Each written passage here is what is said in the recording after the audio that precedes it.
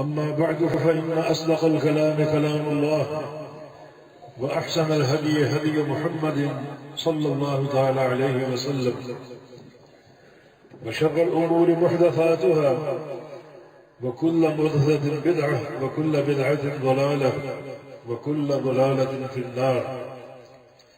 من يطع الله ورسوله فقد رشد واهتدى ومن يعص الله ورسوله فقد ضل وغوى. اللهم صل على محمد وعلى آل محمد كما صليت على إبراهيم وعلى آل إبراهيم إنك حميد مجيد. اللهم بارك على محمد وعلى آل محمد كما باركت على إبراهيم وعلى آل إبراهيم إنك حميد مجيد. سبحانك لا علم لنا إلا ما علمتنا إنك أنت العليم الحكيم. رب اشرح لي صدري ويسر لي أمري واحلل عقدة من لساني يفقهوا قولي. أما بعد فأعوذ بالله من الشيطان الرجيم من همزه ونفخه ونفثه. بسم الله الرحمن الرحيم. قد أفلح من تزكى وذكر اسم ربه فصلى بل تؤثرون الحياة الدنيا والآخرة خير وأبقى إن هذا لفي الصحف الأولى صحف إبراهيم وموسى.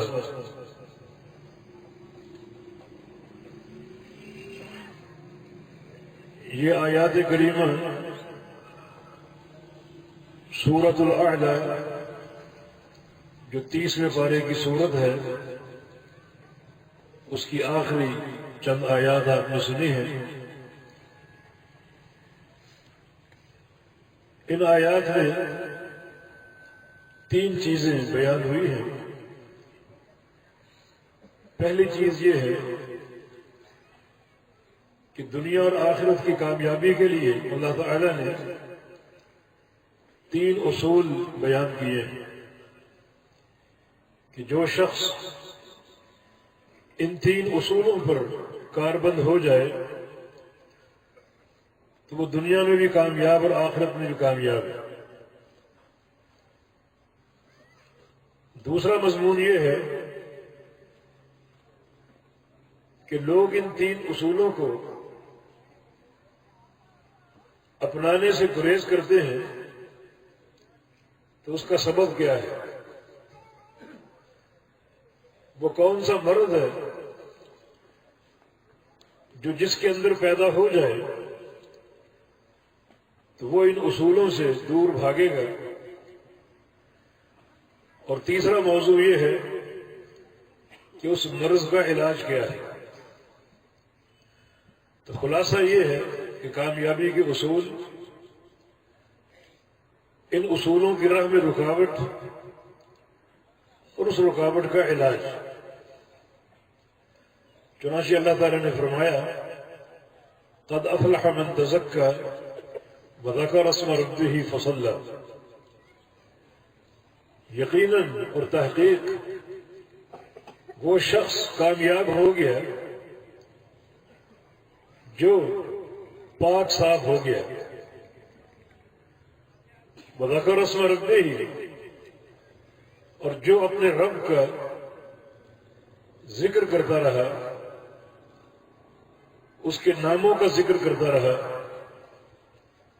فصلی، اور نماز قائم کرتا رہا. یہ اصول ثلاثہ، یہ 3 اصول جنہیں اللہ تعالی نے دونوں جہانوں کی کامیابی کے لیے ذکر فرمایا. انداز انتہائی تاکید کے ساتھ ہے.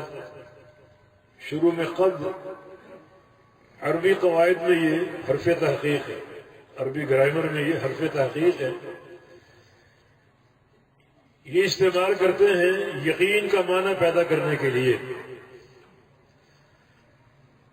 جاء زید کا معنی زید آیا، اور اگر قد لگا دیں قد جاء زید تو مانا ہوگا یقیناً زید آیا۔ تو اس حرف کے استعمال سے کلام میں زور پیدا ہوتا ہے، پختگی پیدا ہوتی ہے، اور یقین اور تحقیق کا معنی آتا ہے۔ اللہ تعالیٰ کا ہر فرمان یقین پر قائم ہے، ذالک الکتاب لا ریب فیہ، مگر اللہ تعالیٰ بھی یہاں قد کا لفظ استعمال کر کے اپنے اس کلام کو اور پختہ، مضبوط اور یقینی بنا رہا ہے کہ تحقیق وہ شخص یقینی طور پر کامیاب ہے۔ افلح آگے جس میں فلاح کا معنی کامیابی کا معنی۔ یہاں طلبہ بیٹھے ہیں، جانتے ہیں کہ افلح ماضی کا صیغہ ہے، جس کا معنی یقیناً وہ کامیاب ہو چکا۔ حالانکہ کامیابی اصل قیامت کے دن ہوگی، یعنی کامیابی کا تعلق زمانہ مستقبل سے ہے، مگر یہاں صیغہ زمانہ ماضی کا استعمال ہوا، یہ بھی یقین کا معنی دیتا ہے کہ وہ شخص کامیاب ہو چکا ہے۔ اس میں یقین کا معنی ہے۔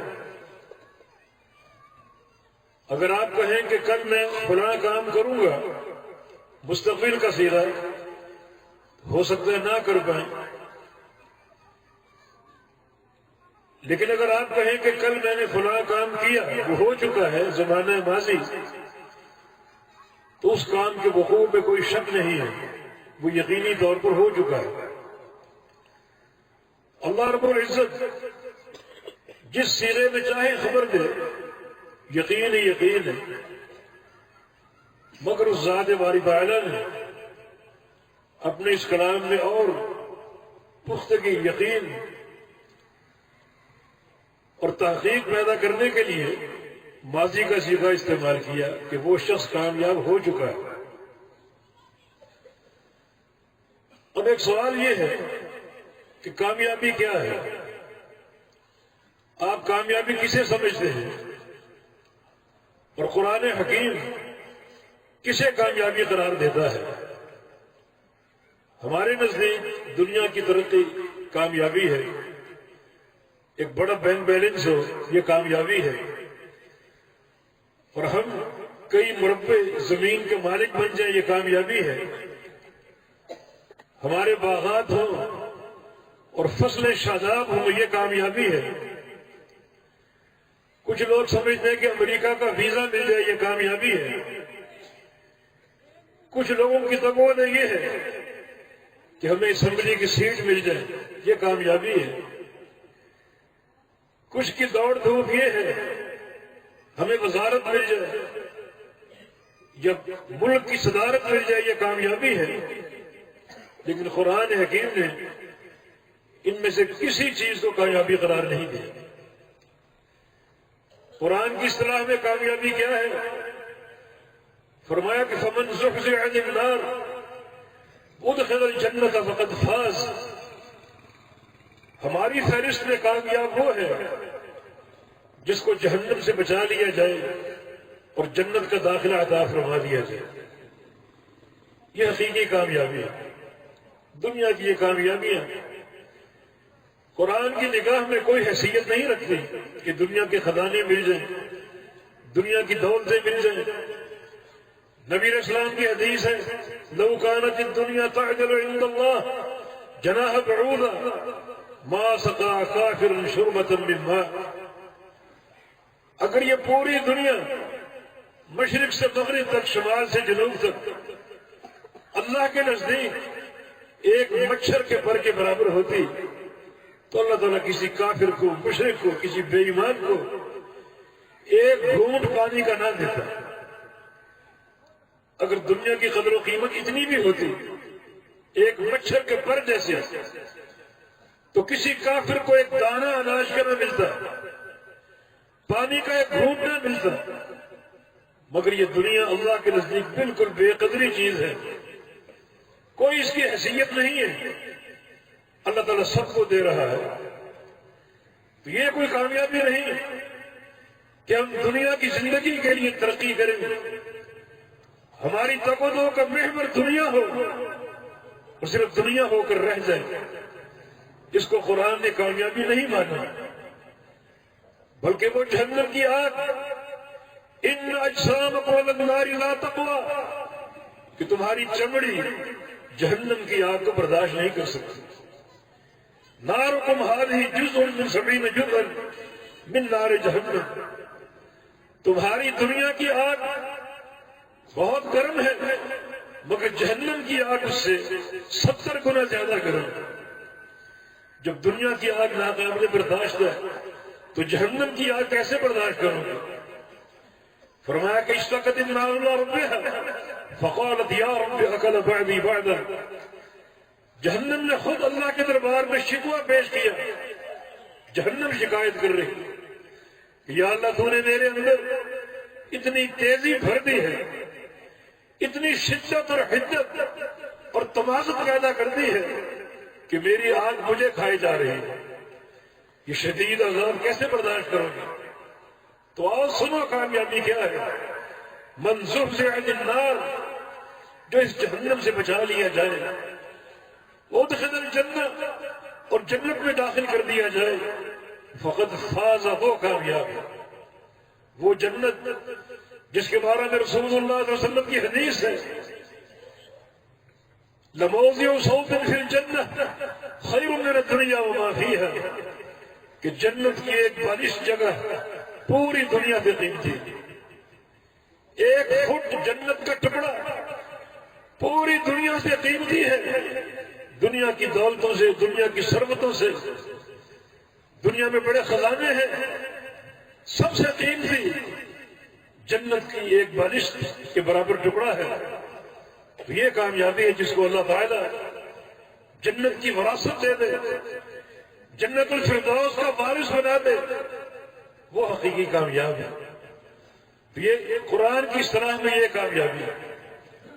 اور اللہ رب العزت یہاں پر کامیابی کے اصول بیان کر رہا ہے کہ حقیقی کامیاب کون ہے، جہنم سے بچاؤ کس کو حاصل ہوگا، جنت کا داخلہ کسے ملے گا۔ یہ 3 اصول ہیں، من تزکا اور ذکر اسم ربہ اور صلی، یہ 3 اصول ہیں۔ پہلا اصول کیا ہے؟ من تزکا، جو پاک ہو گیا۔ کس چیز سے پاک ہو؟ ہر میل کچیل سے۔ سب سے بڑی میل کچیل، سب سے بڑی نحوست شرک کی نحوست ہے۔ قبروں کی پوجا، قبروں کے طواف اور غیر اللہ کو پکارنا، غیر اللہ کے نام کی نظر نیازیں، غیر اللہ کو مشکل کشا ماننا، غیر اللہ کو حاجت روا ماننا، یہ سب سے بڑی نحوست اور سب سے بڑی محنت۔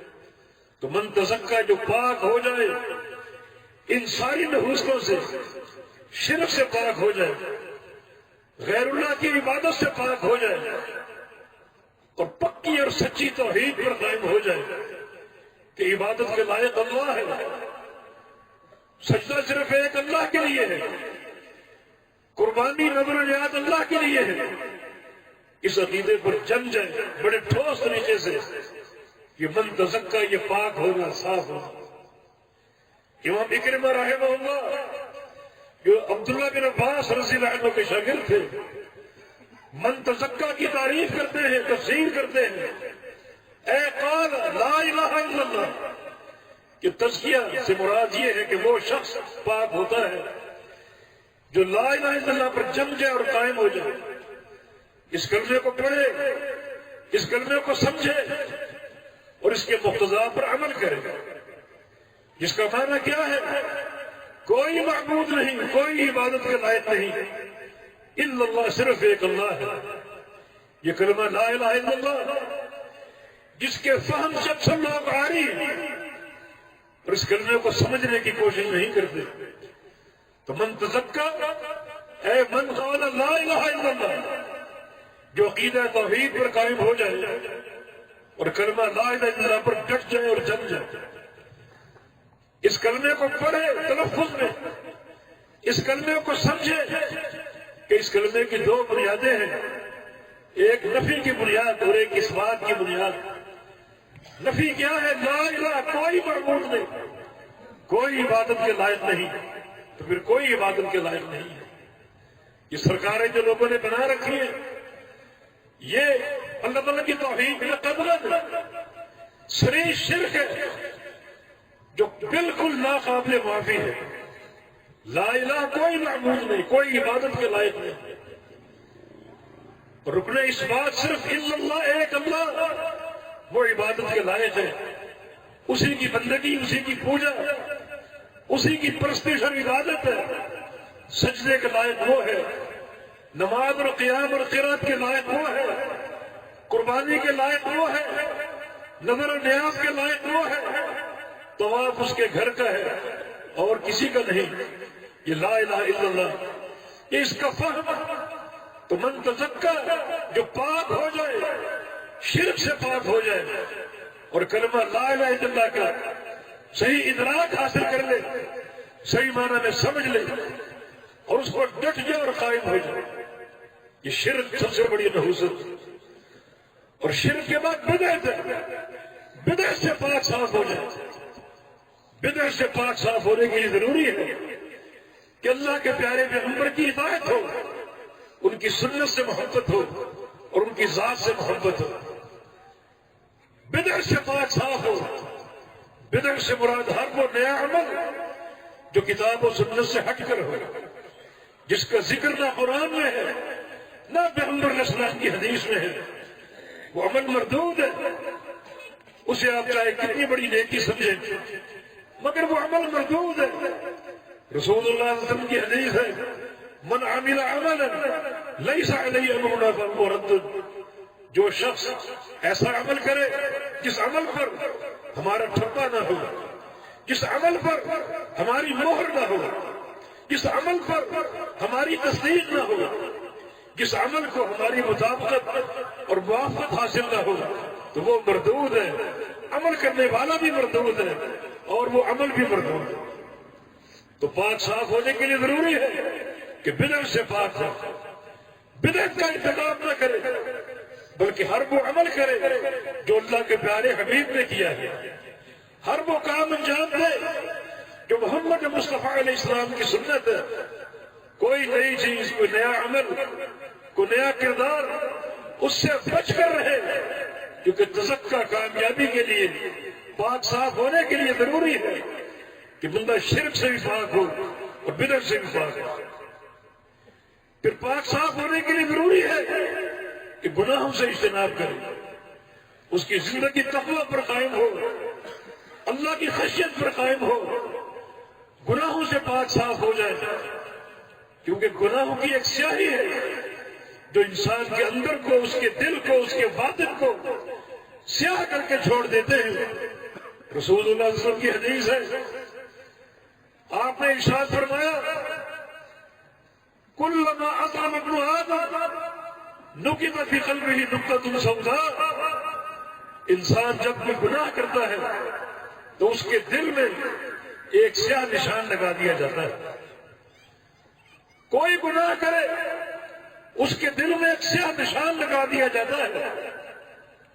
اگر وہ توبہ کر لے، فَإِنِ اسْتَغْفَرَ وَتَابَ سُقِلَ قَلْبُهُ، اگر توبہ کر لے، استغفار کر لے تو اللہ وہ نشان بٹھا دیتا ہے اور اس کے دل کو پہلے سے بڑھ کر چمکدار بنا دیتا ہے، منور کر دیتا ہے اس کی توبہ اور استغفار کی برکت سے۔ اور اگر وہ توبہ اور استغفار نہیں کرتا بلکہ دوسرا گناہ کرتا ہے، پھر تیسرا گناہ کرتا ہے اور گناہوں پر گناہ کرتا جاتا ہے تو نشان بڑھتے جاتے ہیں، نشان لگتے جاتے ہیں، حتیٰ کہ ایک وقت آتا ہے اس کا پورا دل سیاہ ہو جاتا ہے۔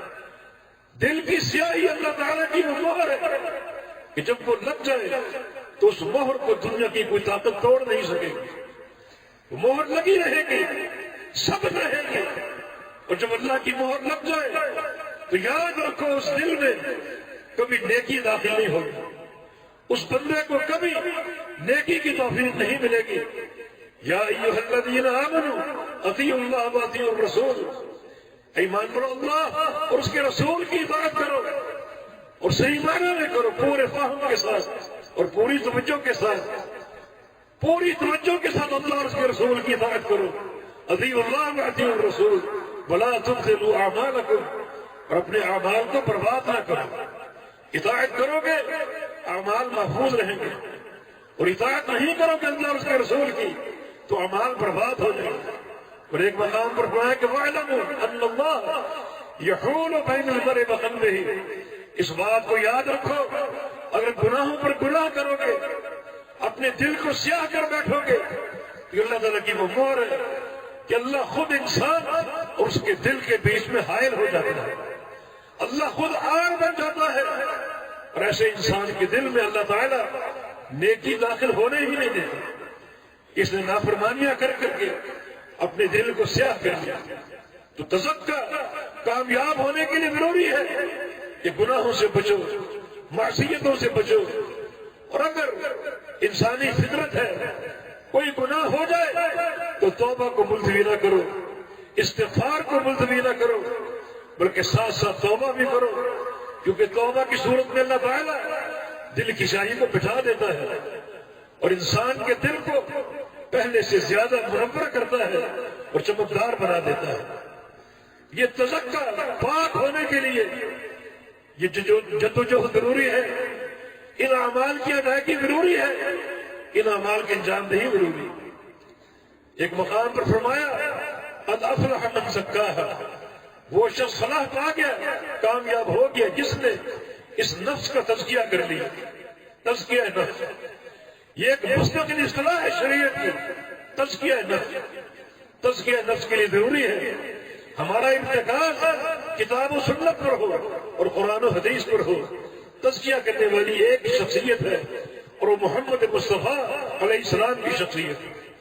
اللہ پاک نے فرمایا لقد من اللہ علی المؤمنین اذ بعث فیہم رسولا، اللہ تعالیٰ کا مومنین پر احسان ہے کہ اللہ تعالیٰ نے ایک رسول کو بھیجا، اور اس رسول کا کام کیا ہے، اس رسول کا وظیفہ کیا ہے، یتلو علیہم آیاتہ ویزکیہم ویعلمہم الکتاب والحکمہ۔ اس رسول کے 3 کام ہیں، قرآن کی آیتیں پڑھنا اور پڑھ کر ان کی اصلاح کرنا، ویزکیہم ان کا تزکیہ کرنا، تزکیہ نفس کرنا، اور ان کو کتاب و سنت کی تعلیم دینا۔ تو اس سے ثابت ہو رہا ہے کہ تزکیہ نفس در حقیقت وظیفہ اور عمل ہے محمد مصطفیٰ علیہ السلام۔ جب تک آپ دنیا میں موجود رہے آپ نے صحابہ کا تزکیہ کیا، ان کے نفوس کو پاک اور صاف کیا ان سارے اصولوں کے ساتھ جو اللہ تعالیٰ نے عطا کیا۔ تو تزکیہ نفس آپ کا وظیفہ ہے۔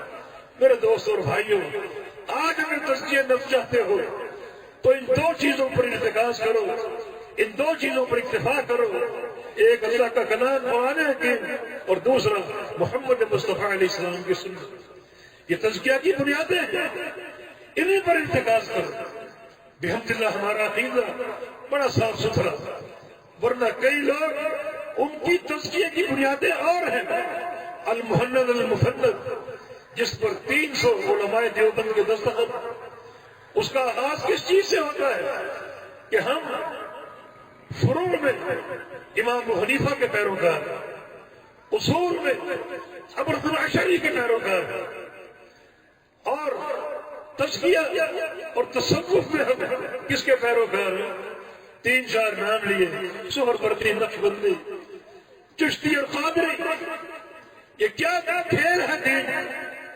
کیا دین شطرنج کا کھیل ہے کہ تزکیہ فلاں سے لو، تصوف فلاں سے لو، فروع فلاں سے لو، اصول فلاں سے لو؟ میرے دوستوں مبارک ہو آپ کا، آپ کا عقیدہ بحمد اللہ واضح نصف النہار کے سورج کی طرح کہ عقیدہ ہو، اصول ہو، فروع ہو، تزکیہ ہو، ان سارے امور میں آپ محمدی ہیں اور محمد مصطفیٰ علیہ السلام کے پیروکار۔ تزکیہ نفس در حقیقت کتاب و سنت سے ملتا ہے، اللہ کے رسول کی تعلیمات سے ملتا ہے۔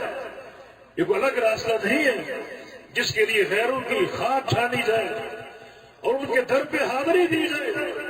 ہر ایک کے لیے ایک ہی در ہے اور وہ محمد مصطفیٰ علیہ السلام کی سنت کا راستہ اور سنت کا دروازہ ہے۔ تو تزکیے کی بنیاد قرآن و حدیث ہے۔ اب تک کا خلاصہ یہ ہے کہ کامیابی کے لیے خواہ وہ دنیا کی کامیابی ہو، خواہ وہ قبر کی کامیابی ہو، خواہ وہ آخرت کی کامیابی ہو، تین اصول ہیں، اور پہلا اصل جو ہے وہ تزکیہ نفس ہے۔ تزکیہ نفس کا کیا معنی ہے؟ پاک صاف ہونا، اپنے نفس کو پاک صاف کرنا، شرک کی بےہودگی سے، بدعت کی نحوست سے اور گناہوں کی سیاہی سے، معصیتوں کی سیاہی سے اپنے آپ کو ظاہر اور باطن میں پاک صاف کرنا۔ تزکیہ کا دوسرا معنی بھی ہے، اور وہ ہے دین پر عمل کر کے اپنے آپ کو سنوارنا، دین پر چل کر اپنی اصلاح کرنا، کیونکہ تزکیہ کی یہ دونوں معنی ہیں۔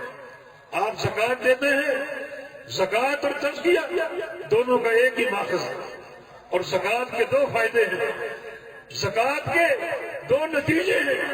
ایک، زکوٰۃ دینے سے آپ کا مال پاک صاف ہو جائے۔ جب تک زکوٰۃ نہیں دو گے آپ کا مال ناپاک رہے گا، تو زکوٰۃ سے تزکیہ بنا ہے، زکوٰۃ دینے سے مال پاک صاف ہو جاتا ہے۔ اور دوسرا فائدہ یہ ہے کہ زکوٰۃ دینے سے آپ کے مال میں برکت آتی ہے، اللہ آپ کے مال کو بڑھاتا ہے۔ ما نقص صدقۃ من مال، صدقہ دینے سے مال کم نہیں ہوتا بلکہ مال بڑھتا ہے، زکوٰۃ دینے سے مال بڑھتا ہے، مال میں کمی نہیں آتی۔ تو زکوٰۃ اور تزکیہ اس میں دونوں معنی ہیں، ایک پاک صاف ہونا اور دوسرا اپنے آپ کو بڑھانا، نیکی میں، تقوی میں، اللہ اور اس کے رسول کی اطاعت۔ تو قد افلح من تزکیٰ، کامیاب وہ ہے جس نے تزکیہ نفس کر لیا۔ اور تزکیہ نفس کی دو بنیادیں ہیں، ایک گناہوں سے بچنا اور شرک و بدعت سے بچنا، اور دوسرا تزکیہ نفس کی بنیاد یہ ہے کہ عمل صالح کر کے اللہ اور اس کے رسول کی اطاعت کر کے اپنے آپ کو سنوار لینا، اپنے آپ کو اللہ کا اور اس کے رسول کا محبوب بنا لینا، یہ بھی تزکیہ ہے اور یہ بھی تزکیہ کی بنیاد ہے۔ قد افلح من تزکیٰ، یقیناً کامیاب وہ ہے جو ان آلودگیوں سے پاک صاف ہو جائے، شرک و بدعت سے پاک صاف ہو جائے، گناہوں کی تلبس سے پاک صاف ہو جائے۔ اور تزکیے کی بنیاد یہ بھی ہے کہ اللہ اور اس کے رسول کی باتوں پر عمل کر کے، قرآن و حدیث کی اطاعت اختیار کر کے اور قرآن و حدیث کو اپنا کر عمل کر کے اپنی اصلاح کی جائے، اپنے آپ کو اور مضبوط کیا جائے۔ تو تزکیہ میں دونوں چیزیں ہیں، تخلیہ اور تحلیہ۔ تحلیہ کا معنی زیور سے مزین ہونا، وہ کتاب و سنت کا زیور ہے، اور تخلیہ کا معنی گناہوں سے خالی ہو جانا اور گناہوں سے پاک صاف ہو جانا۔ سب سے بڑا گناہ شرک ہے، پھر بدعت ہے، پھر دیگر گناہ ہے۔ ان سب کو سمجھو، ان کی خطورت کو سمجھو اور اپنے آپ کو پاک صاف کرو۔ یہ پہلا اصل ہے کامیابی کے حصول کے لیے، وہ کامیابی دنیا کی ہو یا آخرت کی ہو یا قبر کی ہو، ہر مقام کی کامیابی چاہیے۔ دنیا کے فتنے ہیں، ان سے بچاؤ چاہیے، دنیا میں بڑی کڑی آزمائشیں ہیں، حفاظت چاہیے، استقامت چاہیے۔ پھر انسان نے کل مر کے قبر میں جانا ہے، قبر کی زندگی انتہائی تلخ ہو سکتی ہے۔ نادى مناد من السماء ان قد كذب عبدي فافرشوا له من النار والمسوه من النار وافتحوا له بابا من النار۔ جو انسان قبر میں چلا جائے اور اپنے آپ کو پاک صاف نہ کر سکا تو اللہ تعالیٰ کی طرف سے ندا آئے گی فرشتوں کے لیے کہ یہ بندہ بڑا سیاہگار تھا، بڑا گناہ گار تھا اور شرک و بدعت میں ملوث تھا، ایسا کرو کہ اس کے نیچے جہنم کی آگ کا بستر ڈال دو، اسے جہنم کا لباس پہنا دو اور جہنم کے دروازے اور کھڑکیاں اس کی قبر میں کھول دو تاکہ قیامت کے قائم ہونے تک اس آگ میں جھلستا رہے اور جلتا رہے۔ تعرض علیہ جسم وتسعون تنین تلدغه وتلحسه، جو قبر میں جاتا ہے اس پر 99 سانپ اور بچھو روزانہ چھوڑے جاتے ہیں جو اس کو ڈستے ہیں، ڈنگ مارتے ہیں اور اس کے چھوٹے سے وجود کو زہر سے بھرتے ہیں۔ نبی علیہ السلام کی حدیث ہے اس زہر کا ایک قطرہ اگر زمین پر ٹپکا دیا جائے، زمین میں ڈال دیا جائے تو زمین میں موجود ساری معیشت زہریلی اور کڑوی ہو جائے اور قیامت تک کے لیے وہ زمین اگانے کی اور فصل پیدا کرنے کی قوت سے محروم ہو جائے۔ اتنا شدید عذاب. قد افلح یقیناً قبر کی فلاح چاہیے اور قبر کی کامیابی چاہیے. اس کے لیے پہلا اصل آپ نے سن لیا، من تزکا، جو پاک صاف ہو جائے. اور پاک صاف ہونے کے دو معنی، گناہوں سے پاک صاف ہونا اور نیکیاں کر کے پاک صاف ہونا، اللہ اور اس کے رسول کی اطاعت کر کے پاک صاف. دوسرا اثر اللہ کے بندوں، وذکر اسم ربہ، وہ شخص کامیاب ہوگا جو اپنے رب کے نام کا ذکر کرے. ذکر اللہ، اللہ کا ذکر کرے. یہ بھی ایک بڑا کارآمد عمل ہے جو اللہ پاک نے یہاں پیش کیا کہ کامیاب ہونے کے لیے جہاں اپنے ظاہر و باطن کی صفائی ضروری ہے اور طہارت ضروری ہے اور تحلیہ ضروری ہے، وہاں ساتھ ساتھ اللہ کا ذکر کرو. اپنی زبان کو ہمیشہ مشغول رکھو اللہ پاک کے ذکر کے ساتھ. پیارے پیغمبر کی سنت کیا تھی؟ لا یزال لسانہ رطب من ذکر اللہ. آپ کی زبان ہمیشہ اللہ کے ذکر سے تر رہتی ہے. تو ذکر کا اصول ہمارے سامنے رکھا گیا. چلتے پھرتے اللہ کا ذکر کر سکتے ہو، اٹھتے بیٹھتے اللہ کا ذکر کر سکتے ہو، اور لیٹتے ہوئے اللہ کا ذکر کر سکتے ہو. وضو ہو تو ذکر کر سکتے ہو، وضو نہ ہو تو ذکر کر سکتے ہو، حتیٰ کہ اگر غسل کی حاجت ہو تو بھی ذکر کر سکتے ہو. ایک خاتون کے ناپاکی کے ایام ہو، ان ناپاکی کے ایام میں بھی وہ اللہ کا ذکر کر سکتی ہے. ایک شخص کو اگر جنابت کا عارضہ ہو، غسل سے قبل وہ اللہ کا ذکر کر سکتا ہے. قبلہ سامنے ہو تو ذکر کر سکتا ہے، سامنے نہ ہو تو ذکر کر سکتا ہے. مسجد میں ذکر کر سکتا ہے، اپنے گھر میں ذکر کر سکتا ہے، اپنے بازار میں ذکر کر سکتا ہے. پیارے پیغمبر صلی اللہ علیہ وسلم ہمیشہ آپ کی زبان اللہ کے ذکر سے تر رہتی ہے. نبی علیہ السلام کے ایک حدیث ہے، الا اخبرکم بخیر اعمالکم، الا انبئکم بخیر اعمالکم وازکاها عند ملیککم وخیر لکم من انفاق الذهب والفضة وخیر لکم من ان تقاتلوا عدوکم فتضربون اعناقهم ويضربون اعناقكم. آؤ تمہیں بتائیں سب سے افضل عمل کون سا ہے، سب سے پیارا عمل کون سا ہے؟ فرمایا کہ سب سے افضل عمل اللہ کے نزدیک سب سے افضل عمل، سب سے افضل عمل سارے اعمال میں، جتنے بھی اعمال انجام دیتے ان میں سب سے افضل. اور سونا اور چاندی دن رات اللہ کی راہ میں خرچ کرنے سے افضل. صبح سے شام تک، شام سے صبح تک سونے اور چاندی کے سکے خرچ کرتے رہے، جٹاتے رہے اللہ کی راہ میں، اس سے بھی بہتر. اور دشمن سے آپ کا مقابلہ ہو، لڑائی ہو اللہ کی راہ میں، آپ اس کی گردن پر وار کریں اور وہ آپ کی گردن پر وار کریں. کبھی آپ مارنے میں کامیاب ہو جائیں اور کبھی وہ مارنے میں کامیاب ہو جائے. یہ جہاد فی سبیل اللہ. فرمایا کہ اس سے بھی افضل، جہاد سے افضل، چاندی اور سونا خرچ کرنے سے افضل، سارے اعمال سے افضل، اللہ کے نزدیک سب سے پسندیدہ عمل کون سا ہے؟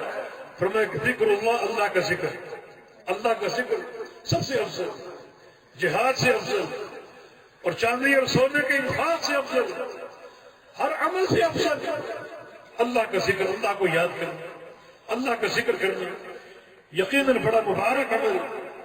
ایک مقام پر ذکر کی فضیلت آئی ہے، اذکرونی اذکرکم. اللہ فرما رہا تم میرا ذکر کرو میں تمہارا ذکر کروں. کتنا یہ ایک محبوب عمل ہوگا کہ اللہ کسی بندے کا ذکر کرے، اللہ کسی بندے کو یاد کرے، فرشتوں کو گواہ بنا کر اس بندے کو بخش دے کہ میرا بندہ میرا ذکر کرے. اللہ پاک فرماتا ہے حدیث قدسی، نبی علیہ السلام کا فرمان ہے کہ میرا بندہ اذا ذکرنی فی نفسہ ذکرتہ فی نفسی وَإِذَا ذَكَرَنِي فِي مَلَئٍ ذَكَرْتُهُ فِي مَلَئٍ خَيْرٍ مِّن مَلَئِهِ.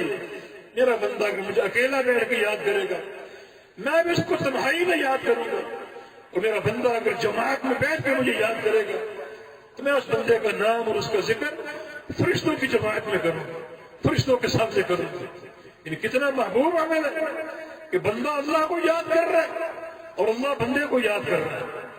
بلکہ بعض اذکار ایسے ہیں کہ وہ بندے اور اللہ کے درمیان ایک مکالمہ ہے، وہ بندہ اللہ سے گفتگو کر رہا ہے اور اللہ اس گفتگو کا بندے کو جواب دے. تو آج ایک صحیح حدیث میں رسول اللہ صلی اللہ علیہ وسلم کا فرمان جب بندہ سبحان اللہ کہتا ہے اللہ جواب دیتا ہے صدقتا، میرے بندے تو سچا ہے۔ جب بندہ الحمدللہ کہتا ہے اللہ فرماتا ہے صدقتا، میرے بندے تو سچا ہے۔ جب بندہ لا الہ الا اللہ کہتا ہے اللہ فرماتا ہے صدقتا، میرے بندے تو سچا ہے۔ اور بندہ اللہ اکبر کہتا ہے تو اللہ جواب دیتا ہے صدقتا، میرے بندے تو سچا ہے۔ یہ چار کلمات ہیں، سبحان اللہ والحمدللہ ولا الہ الا اللہ واللہ اکبر۔ ان چاروں کلمات پر اللہ جواب دے رہے ہیں کہ میرے بندے تو سچ کہہ رہے، سچا ہے تو، تیرا عقیدہ سچا ہے، تیرا قول سچا ہے، تیرا عمل سچا ہے۔ جب اللہ کی طرف سے سچا ہونے کی گواہی آ گئی، یہ کامیابی کا سب سے قوی خزانہ ہے۔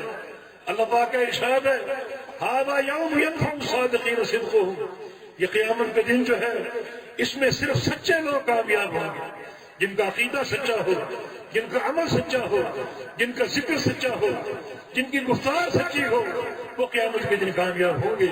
اور اللہ تعالیٰ اس ذکر کے نتیجے میں ان بندوں کی سچائی کی گواہی دے گا کہ بندے سبحان اللہ کہتے ہیں اللہ فرماتا صدقتا، سچے ہو تو۔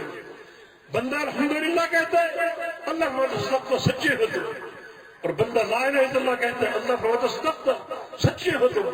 اور بندہ اللہ اکبر کہتا ہے اللہ فرماتا صدقتا، سچے ہو تو۔ اس کے بعد بندہ اور ذکر کرتا ہے، وہ ذکر کیا ہے؟ بات حدیث نے کہ بندہ جب خاص طور پہ رات کو اٹھ کے رات کی نماز کا افتتاح کرے اس ذکر سے، سبحان اللہ والحمدللہ ولا الہ الا اللہ واللہ اکبر، حدیث میں 10 بار کا ذکر آتا ہے کہ رات کی نماز کا تہجد کا افتتاح کرے 10 دفعہ یہ کلمات پڑھ کر، تو اللہ فرماتے میرے بندے یہ سب کچھ میرے لیے کر رہا ہے، تو اپنے لیے کچھ مانگ لے، مجھے عطا کر۔ میرے بندے مجھ سے تو کب مانگے گا؟ یہ سبحان اللہ والحمدللہ ولا الہ الا اللہ واللہ اکبر، یہ سارے اذکار میری تعریف ہے، میری حمد و ثنا ہے، میری توحید کے خزانے ہیں۔ مجھ سے کچھ مانگ بھی لے، کچھ سوال بھی کر لے، میں تجھے عطا کروں گا۔ آگے بندہ سوال کرتا ہے اللہم اغفر لی وعافنی واہدنی وارزقنی، یا اللہ مجھے بخش دے، مجھے عافیت دے، رحمت عطا فرما دے، ارے اللہ مجھے روزی دے دے، حلال روزی، اور مجھے ہدایت دے دے۔ جب یہ 4 دعائیں کرتا ہے تو اللہ تعالیٰ ہر دعا پر جواب دیتا ہے قد فعلت قد فعلت قد فعلت۔ بندہ کہتا ہے اللہم اغفر لی، اللہ فرماتا قد فعلت، تجھے میں نے بخش دیا۔ بندہ کہتا ہے وعافنی، مجھے عافیت دے دے، اللہ فرماتا قد فعلت، میں نے عافیت دے دی۔ بندہ کہتا ہے وارزقنی، مجھے روزی دے دے، اللہ فرماتا قد فعلت، روزی دینے کا وعدہ کر لیا۔ بندہ کہتا ہے واہدنی، مجھے ہدایت دے دے، اللہ فرماتا قد فعلت، میں نے ہدایت دے دی۔ کیسا ذکر ہے اور کیسا مکالمہ ہے! زمین پر بندہ عرش والے کو پکار رہا ہے اور اس کا ذکر کر رہا ہے، عرش والا اس کی ہر پکار کا جواب دے۔ باقاعدہ بندے سے محو کلام ہے، بندہ اللہ سے کلام کر رہا ہے، اللہ بندے سے کلام کر رہا ہے۔ تو یقیناً یہ ایک بڑی افضل شے ہے انسان کا ذکر کرنا۔ ذکر کیجئے، اس پر کوئی آپ کو محنت نہیں کرنی پڑے گی، چلتے پھرتے ذکر کر سکتے ہیں۔ اور شریعت میں چھوٹے چھوٹے ذکر کے کلمات ہیں، وہ آپ سب جانتے ہیں، سب آپ کو یاد ہے، کثرت سے وہ اذکار کیجئے۔ لا حول ولا قوت الا باللہ، چھوٹا سا کلمہ، اس کا ذکر کیجئے کثرت سے۔ نبی علیہ السلام کی حدیث ہے کنز من کنوز الجنہ، یہ چھوٹا سا کلمہ جنت کا خزانہ ہے۔ بلکہ ایک حدیث جامع ترمذی کی، اس چھوٹے سے ذکر کو رسول اللہ صلی اللہ علیہ وسلم نے جنت کا ایک دروازہ قرار دیا۔ جنت کی 8 دروازے ہیں، کوئی سجدے کا دروازہ، کوئی روزے کا دروازہ، کوئی نماز کا دروازہ، اور ایک دروازہ مخصوص ہے اس نام کے ساتھ۔ اس دروازے کا نام کیا؟ لا حول ولا قوت الا باللہ۔ جو لوگ کثرت سے یہ کلمہ پڑھتے ہیں لا حول ولا قوت الا باللہ، اللہ اس کو قبول کر کے قیامت کے دن اسے اس دروازے سے جنت میں داخل کرے۔ لا حول ولا قوت الا باللہ کے دروازے جنت کا داخلہ عطا فرمائے گا جو کثرت سے لا حول ولا قوت الا باللہ پڑھا۔ لیکن ضروری ہے کہ سمجھو یہ کلمہ کیا ہے، اس کلمے کی تفسیر کیا ہے۔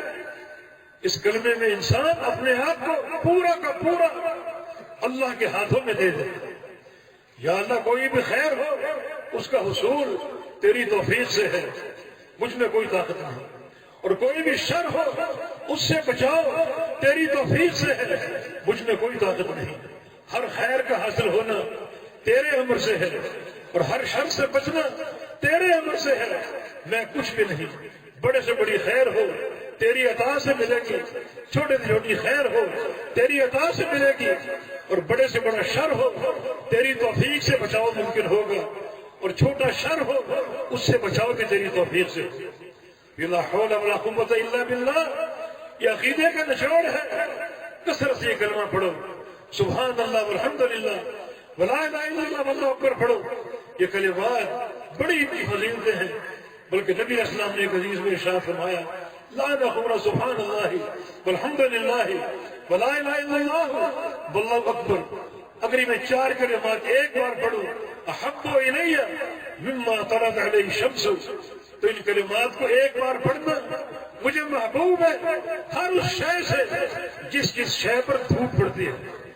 جہاں جہاں تک سورج جاتا ہے، سورج کی دھوپ جاتی ہے، وہاں تک کی ہر شے سے مجھے یہ 4 کلمات محبوب ہے. سبحان اللہ والحمدللہ ولا الہ الا اللہ واللہ اکبر. احادیث میں کتاب الدعوات اور اذکار کے ابواب ہیں، اگر آپ کبھی کھولیں تو آپ کے سامنے بڑے بڑے اذکار آئیں گے. سید الاستغفار صحیح بخاری میں سارے استغفاروں کا سردار، وہ آپ کو یاد ہونا چاہیے، وہ آپ کو یاد ہونا چاہیے. اللہم انت ربی لا الہ الا انت خلقتنی وانا عبدک وانا علی عہدک ووعدک ما استطعت. یہ پورے اذکار کے کلمات جو کہ سید الاستغفار ہے، رسول اللہ صلی اللہ علیہ وسلم کی حدیث ہے، جو بندہ صبح کو ایک بار پڑھ لے اور شام ہونے سے قبل اس کا انتقال ہو گیا تو جنت میں داخل ہوگا، اور جو بندہ شام کو پڑھ لے صبح ہونے سے قبل اس کا انتقال ہو گیا تو ان کلمات کی برکت سے وہ جنت میں داخل ہوگا. یہ خزانے ہیں دین کے، ذکر کی صورت ہم کو عطا ہوئے، کثرت سے ان کو پڑھیے. اور سب سے بہترین ذکر قرآن پاک کی تلاوت ہے، جس کے ایک ایک حرف کی 10 نیکیاں کم از کم. اگر اخلاص ہوگا، خشیت ہوگی اللہ تعالیٰ کی، للہیت ہوگی، تو اللہ تعالیٰ اس اجر کو اور بڑھا دے گا اور اس میں اضافہ کر دے گا. تو قرآن کی تلاوت بھی اللہ کا ذکر ہے. یہ اذکار کیجیے، ذکر رسول ہی. اگر فلاح چاہتے ہو تو اپنے رب کے نام کا ذکر کرو اور خوب ذکر کرو، چلتے پھرتے ذکر کرو. شریعت میں ہر جگہ کے اذکار موجود ہیں. سونے کے اذکار ہیں، جاگنے کے اذکار ہیں، حتی تک بیت الخلاء میں داخل ہونے کے اذکار ہیں، اور بیت الخلاء سے نکلنے کے اذکار ہیں. مسجد کے داخلے کے اذکار ہیں، مسجد سے نکلنے کے اذکار ہیں، لباس پہننے کے اذکار ہیں. کوئی بھی الغرض زندگی کوئی حصہ ہو، ہر موقع کے اذکار موجود ہیں. نکاح کے اذکار ہیں، اور نکاح کے بعد بیوی سے خلوت سے قبل کے اذکار ہیں. ذکر ہی ذکر ہے. اگر ہم ان کو یاد کر لیں اور ان سے تعلق جوڑ لیں، یقیناً یہ بہت بڑی سعادت ہو اور یہ کامیابی کا اصول ہوگا. قد افلح من تزکا، یقیناً وہ کامیاب ہے جو پاک صاف ہو گیا شرک و بدعت سے اور گناہوں کے تلبس سے اور نیک اعمال انجام دے کے تحلیہ اختیار کرنے سے. اور دوسرا اثر یہ ہے ذکر اسم ربہ ہی، اپنے رب کے نام کا ذکر کرتا رہے، اپنے رب کو یاد کرتا رہے. ان اذکار کی صورت میں جتنا زیادہ ذکر کرے گا اسی قدر اس کو زیادہ جلدی کامیابی حاصل ہوگی. اللہ تعالیٰ اس کا معاملہ رحمت کے ساتھ فرمائے گا، عذاب سے نجات دے کر فرمائے گا، اور جنت کے داخلے کے ساتھ فرمائے گا.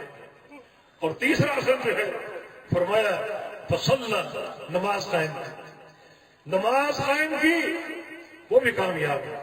نمازوں پر توجہ ہو، بلکہ بھرپور توجہ ہو، ہر وقت اس کا دھیان نماز کی طرف ہو.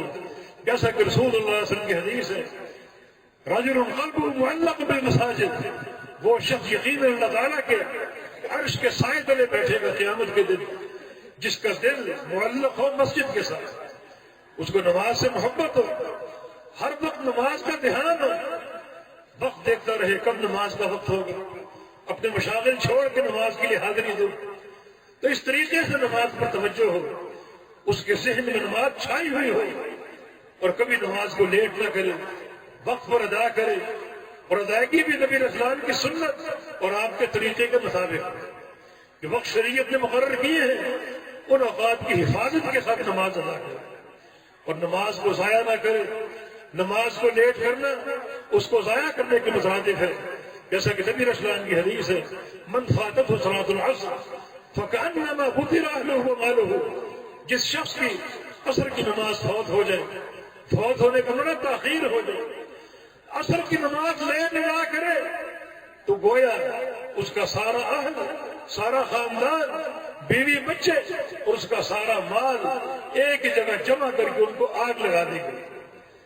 نماز لیٹ کرنے کا نقصان کیا ہے آپ کو محسوس نہیں ہوگا، لیکن محسوس کرنا چاہو تو یہ سوچ کر محسوس کرو اگر اس کی پوری فیملی، بیوی بچے، ماں باپ، بھائی بہن سب کو جمع کیا جائے اور اس کا مال سب جمع کیا جائے اور سب کو آگ لگا کر خاکستر کر دیا جائے اور راکھ کا ڈھیر بنا دیا جائے، کتنا صدمہ ہوگا، کتنا صدمہ اس شخص کو ہونا چاہیے جس کی ایک عصر کی نماز لیٹ ہو جائے. فوت ہونا نہیں بلکہ لیٹ ہونا. تو نماز کو ادا کرنا وقت پر یہ ضروری ہے، اور نماز کو ادا کرنا اللہ کے پیارے پیغمبر کے طریقے اور آپ کی سنت کے مطابق. اگر طریقے کی خلاف ورزی ہوگی تو اللہ تعالیٰ وہ نماز قبول نہیں کرے گا.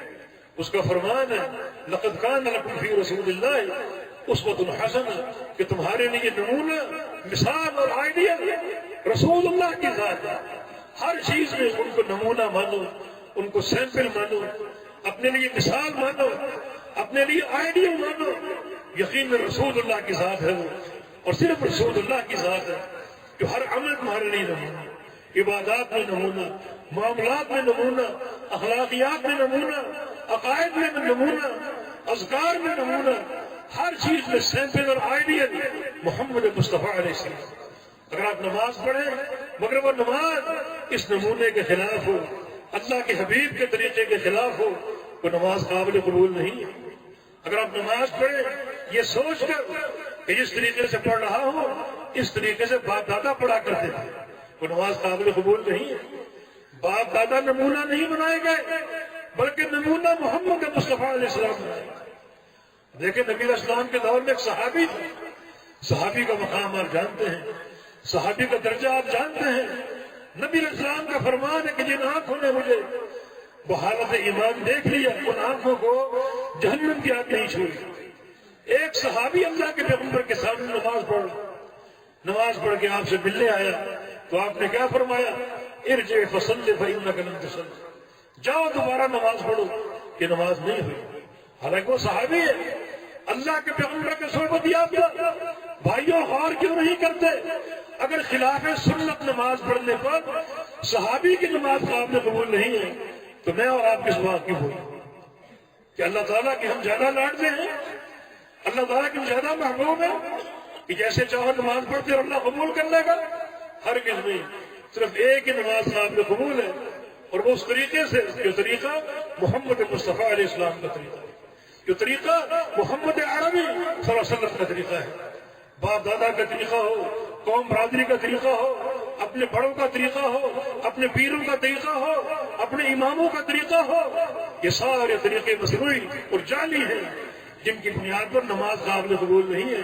صرف اللہ کے پیغمبر کے طریقے سے ہو اور اللہ کے پیارے پیغمبر کی سنت کے مطابق. تو وقت کی پابندی کے ساتھ اور سنت رسول کی حفاظت کے ساتھ نماز کو ادا کرے اور کرتا رہے.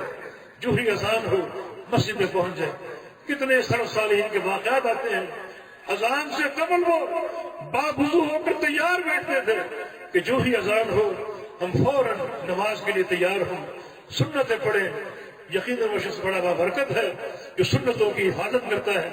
نبی علیہ السلام کی حدیث ہے دن رات میں 12 سنتیں ہیں، 4 اور 2 ظہر کی، 4 قبل اور 2 بعد کی، 2 مغرب کے بعد، 2 فجر سے پہلے اور 2 عشاء کے بعد. 12 رکعات ہیں.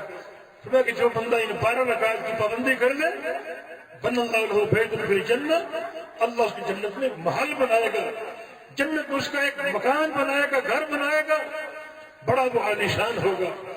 سنتوں کی حفاظت ہو، اللہ کے پیارے پیغمبر کے طریقے اور آپ کے مبارک عمل کی حفاظت ہو اور آپ کے بیان کردہ اوقات کی حفاظت ہو.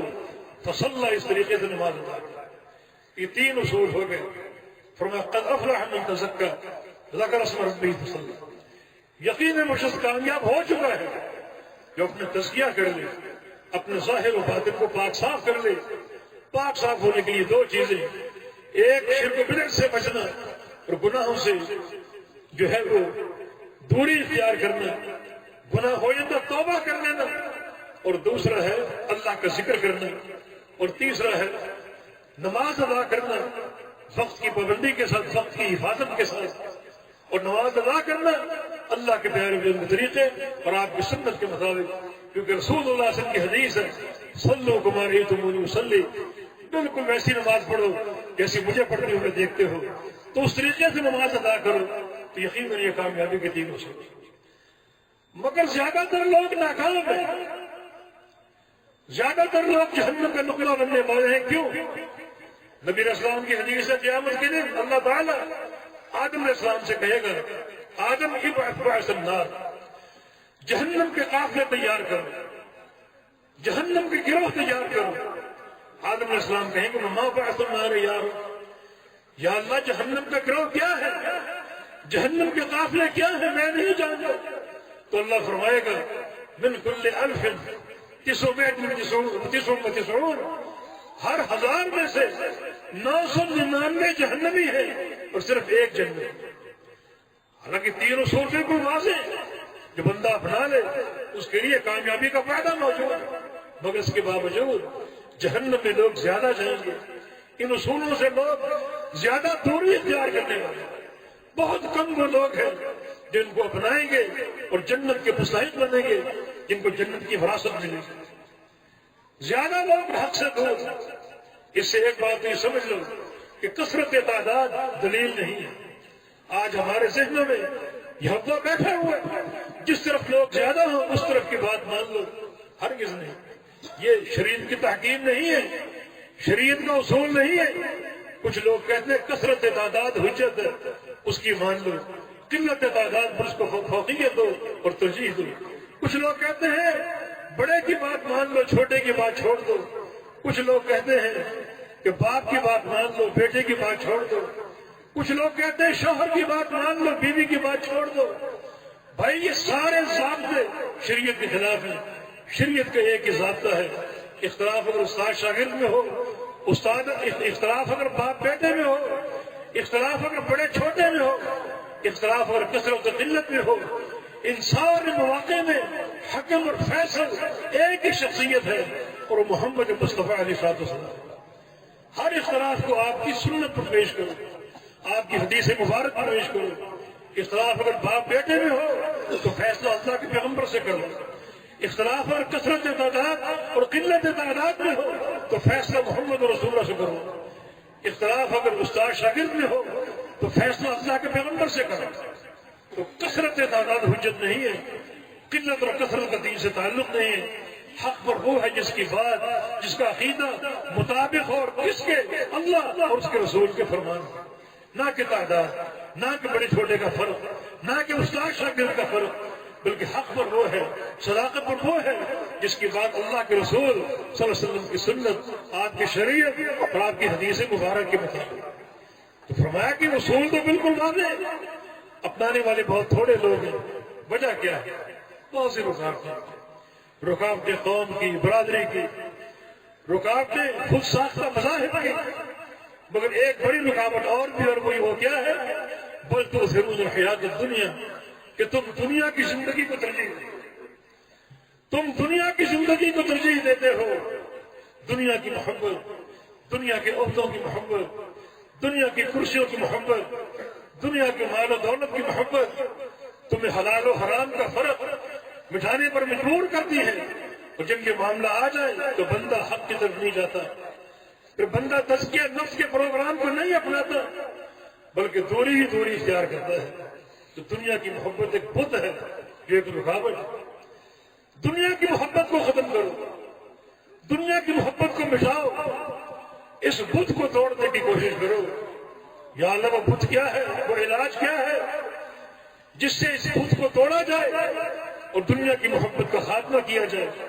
آگے وہ علاج مذکور ہے، والآخرۃ خیر وابقیٰ، کہ تمہیں یہ بات معلوم ہونی چاہیے کہ آخرت اور قیامت سب سے بہترین جہاں ہے اور ہمیشہ باقی رہنے والا، ہمیشہ قائم رہنے والا۔ آخرت کی فکر ہو، آخرت کا تصور ہو، جہنم کا خوف ہو، جنت کا طمع اور حرص ہو، اور جنت کے داخلے کا شوق اور ذوق ہو، اس پر تمہاری سوچ قائم ہو جائے۔ یہ علاج ہے دنیا کی محبت کو توڑنے کے لیے، دنیا کی محبت کو خاتمہ کرنے کے لیے۔ اپنے آپ کو آخرت کے بیٹے بنا دو، اپنے آپ کو آخرت کا مقیم بنا لو۔ دنیا کی اقامت کا فائدہ نہیں ہے۔ نبی اسلام کی حدیث ہے، کن فی الدنیا کانک غریب و عابر السبیل، کہ دنیا میں یوں رہو جیسے تم مسافر ہو جب کوئی راستہ عبور کرنے والے ہو، اس طرح رہو۔ راستہ عبور کرنے والا راستے پر دل نہیں لگاتا بلکہ عبور کر کے جلدی گھر کو لوٹتا ہے۔ اس طرح دنیا کو ایک مسافر خانہ سمجھو، ایک راستہ سمجھو جس کو آپ نے طے کرنا ہے، جو اللہ نے عمر دی، وہ اصل آپ مقیم آخرت کے بن جاؤ۔ اصل آخرت پر اپنی نظریں رکھو، آخرت پر توجہ مرکوز رکھو۔ یہ دنیا کی محبت کو توڑنے کا بڑا کارگر مؤثر علاج ہے کہ آخرت کی فکر اور آخرت کی جائے۔ اور آخرت خیر و ابقا، تمہیں یہ بات معلوم ہونی چاہیے کہ آخرت جو ہے سب سے بہترین گھر ہے، اور ابقا ہمیشہ باقی رہنے والا، ہمیشہ قائم رہنے والا۔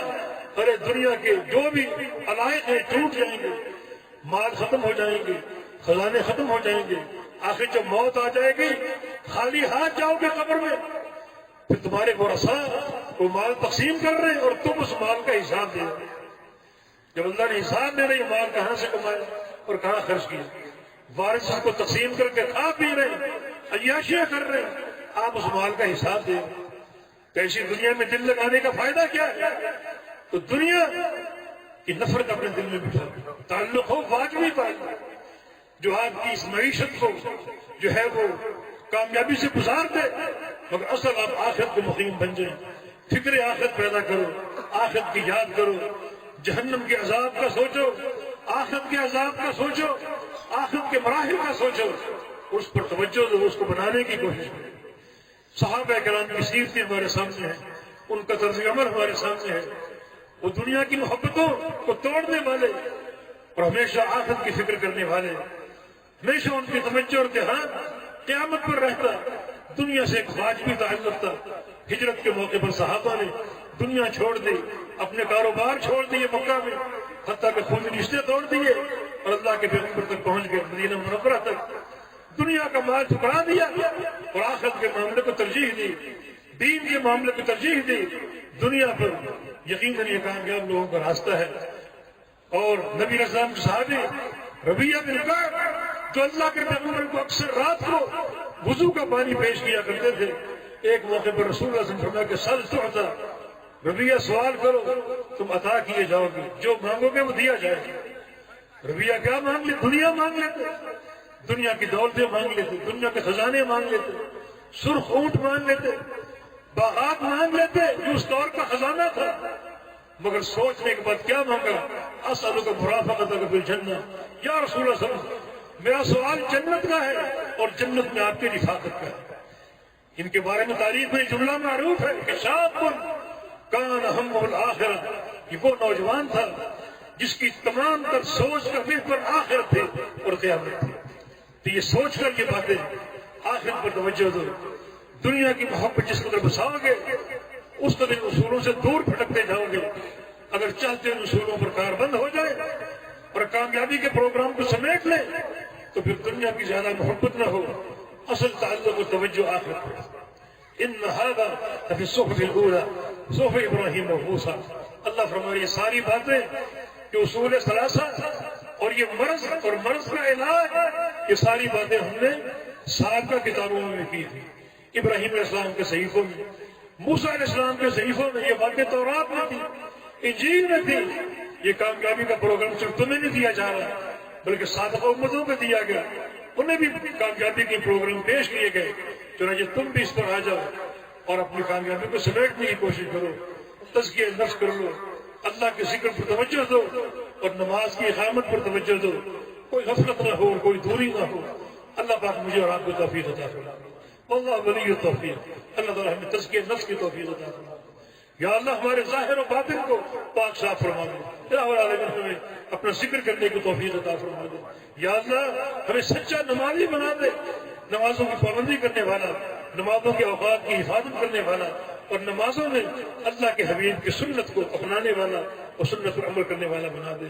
یا اللہ ہم سے راضی ہو جا، یا اللہ ہمارے گناہوں کو معاف فرما دے، یا اللہ ہمارے گناہوں کو معاف فرما دے، یا اللہ اپنی رضا ہمیں عطا فرما دے، رحمتیں عطا فرما دے۔ اتنا بڑا اجتماع یا اللہ، اس سارے اجتماع کو اپنی رحمت سے ڈھانپ دے، اور جب یہاں سے لوٹے اپنے گھروں کو تو یا اللہ ہمارے گناہوں کو بخش دینا، گناہوں کو معاف فرما دینا۔ تیری رضا کا سوال ہے، تیری محبت کا سوال ہے، تیرے حبیب کی محبت کا سوال ہے، اور تیری رحمت کا سوال ہے۔ اقول قولی ھذا واستغفر اللہ لی ولکم وآخر دعوانا ان الحمد للہ رب العالمین۔